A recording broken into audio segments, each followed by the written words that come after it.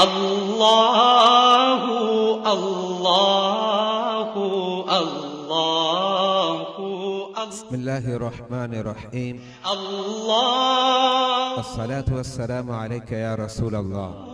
اللہ اللہ۔ سوال: اگر جسم سے خون نکلا اور اس میں بہنے کی صلاحیت نہیں تو کیا وہ خون ناپاک کہلائے گا؟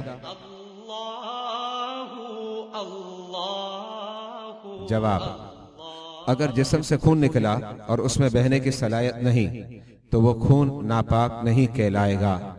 بہتا خون ناپاک ہوتا ہے اور یہ خون بہتا نہیں۔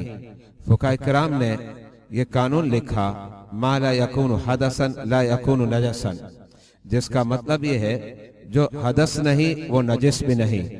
یہ قانون الہدایہ جلد نمبر 1 جز نمبر 1 صفحہ نمبر 112 پر مذکور ہے، اور اس قانون کو اس انداز میں سمجھا جا سکتا ہے کہ جو خون ظاہر ہو کر بہنے کی صلاحیت نہیں رکھتا اور وہ کہ یعنی الٹی جو منہ بر نہ ہو، چونکہ دونوں صورتوں میں وضو نہیں ٹوٹتا اس لیے وہ خون اور کہ نجس اور ناپاک نہیں کہلائیں گے۔